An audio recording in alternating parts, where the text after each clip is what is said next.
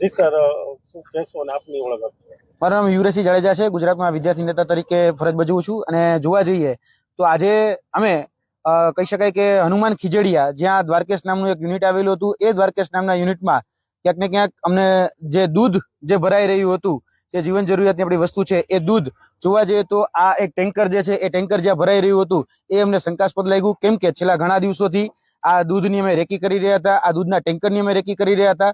કેમ કે આ જે દૂધ છે એ દૂધ લગભગ 10,000 જેટલા લીટર જેટલું દૂધ જોવા જઈએ તો અરવલ્લીના જે અલગ અલગ જે સહકારી ડેરીઓ છે એ સહકારી ડેરીને ખાલી કરવામાં આવે છે.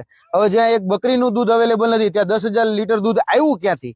અને બીજો પ્રશ્ન અમારો એ છે કે સહકારી ડેરીની અંદર પોતાના મંડળીની જે કહી શકાય કે જે દૂધ હોય એ જ દૂધ લઈ શકાય, તો બહારનું દૂધ એ સહકારી ડેરીની અંદર કઈ રીતે ખાલી થતું હતું?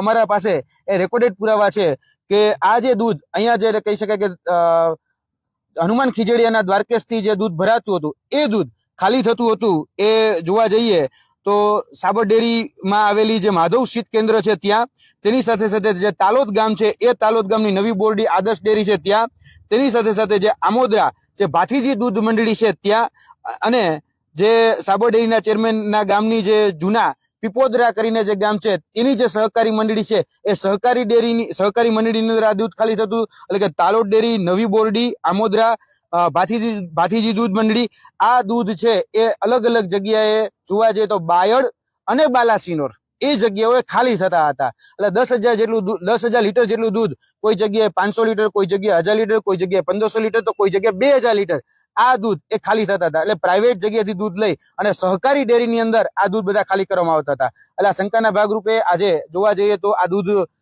જે જગ્યાથી ખાલી થઈ અને અહીંયા સુધી પહોંચતા હતા, હનુમાન ખીજડીયા સુધી, તેનો પીછો કરતા કરતા અમે આવ્યા હતા.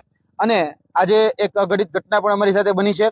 જોવા જઈએ તો સવારે જ્યારે આ દૂધ ભરાય અને અમરેલી કહી શકાય કે અરવલી જે વિસ્તાર છે જે ધવા તરફ નીકળ્યું હતું, ત્યાં હું, મારા મિત્ર વિજેન્દ્રસિંહ મકવાણા અને સાથે સાથે દિલુસિંહ ઠાકોર, આ ત્રણેય જણા એક ગાડીમાં જઈ રહ્યા હતા. ત્યારે કહી શકાય કે અહીંયા એસપી નો જે પેટ્રોલ પંપ છે તેની આગળ અમારી ગાડી જે છે રોકી દેવામાં આવી. આ ટેન્કર જે છે એ ટેન્કરના માધ્યમથી જ અમારી ગાડી, આ ટેન્કર જે છે આડું કરી દેવામાં આવ્યું અને ગાડી રોકી અને બેફામ અભદ્ર શબ્દો એમને કહેવામાં આવ્યા. અને ત્યારબાદ અમારી ઉપર જીવલેણ હુમલો પણ કરવામાં આવ્યો. કહી શકાય કે ત્યારે મુકા વડે અમારો જે કાચ હતો, જે કહી શકાય કે દરવાજો, એ દરવાજો તોડવાનો પ્રયત્ન થયા. ત્યારબાદ અમે ત્યાંથી નાસી છૂટી અને અમરનગર વડિયાવાળા રસ્તે ગયા ત્યારે એક સ્પ્લેન્ડર જેવું બાઇક વચ્ચે આડું નાખવામાં આવ્યું અને એક પથ્થર વડે અમારા ગાડી ઉપર, આખો જે કહી શકાય બેલા જેવો પથ્થર એ અમારા ગાડી ઉપર નાખવામાં આવ્યો. ત્યારબાદ એક સ્ટીલનો રોલ જે હતો એ પણ અમારી ઉપર નાખવામાં આવ્યો. તેની સાથે સાથે જે આગળ ખીરસરા કરીને જે ગામ છે એ ખીરસરા ગામમાં અમારી ગાડી રોકી અને બે સાઈડથી અમારી ગાડીને બ્લોક કરી અમારી ગાડીના દરવાજા એ જે કાચના હતા એ કાચના દરવાજા તોડી નાખવામાં આવ્યા. ગાડીમાંથી અમને ઉતારી અમારી ઉપર હુમલો કરવામાં આવ્યો. તમે જોઈ શકો છો કે અમને પણ અત્યારે ઈજા થઈ છે. તેની સાથે સાથે અમને પણ મારવામાં આવ્યો છે.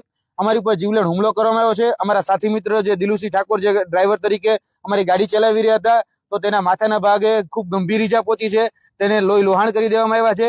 ત્યારબાદ અમારા જે વિજેન્દ્રસિંહ મકવાણા હતા, તો તેને પણ કહી શકાય કે બેફામ અને બેલગામ મારવામાં આવ્યો છે. એટલે આ ખૂબ જ દુઃખદ ઘટના છે. આ ઘટનાને અમે વખોડીએ છીએ. તાત્કાલિક ધોરણે આની ઉપર એક્શન લેવાય એટલા માટે અમે બંને જગ્યાએ, જેતપુર જે તાલુકા પોલીસ સ્ટેશન છે ત્યાં પણ ફરિયાદ આપી છે. તેની સાથે સાથે જે વડિયા જે પોલીસ સ્ટેશન છે ત્યાં આ જે ટેન્કર જે અમને શંકાસ્પદ રાખી રહ્યું છે એ શંકાસ્પદ ટેન્કર ને સીલ કરવામાં આવે તેના માટે અમે વર્તમાન અમરેલીના જે FSSAI ના જે અધિકારી છે એમને પણ જાણ કરી છે. વડિયાના જે PI અધિકારી છે એમને પણ જાણ કરી છે. અને તાત્કાલિક ધોરણે આ ટેન્કરને સીલ કરવામાં આવે, અંદરનો મુદ્દામાલ જપ્ત કરવામાં આવે અને આની ઉપર કાયદેસરની કાર્યવાહી કરવામાં આવે, જેથી કરીને દૂધનું દૂધ અને પાણીનું પાણી થઈ શકે. કારણ કે છેલ્લા 3 થી 4 મહિનાથી આ દૂધ અમને ક્યાંક ને ક્યાંક શંકાસ્પદ લાગી રહ્યું છે. જે ગામમાં એક બકરી ન હોય ત્યાં 10,000 લીટર દૂધ બનાવી અને ક્યાંક ને ક્યાંક અલગ અલગ વિસ્તારોમાં મોકલવામાં આવતું હોય એવું અમને સ્પષ્ટપણે શંકા લાગી રહી છે.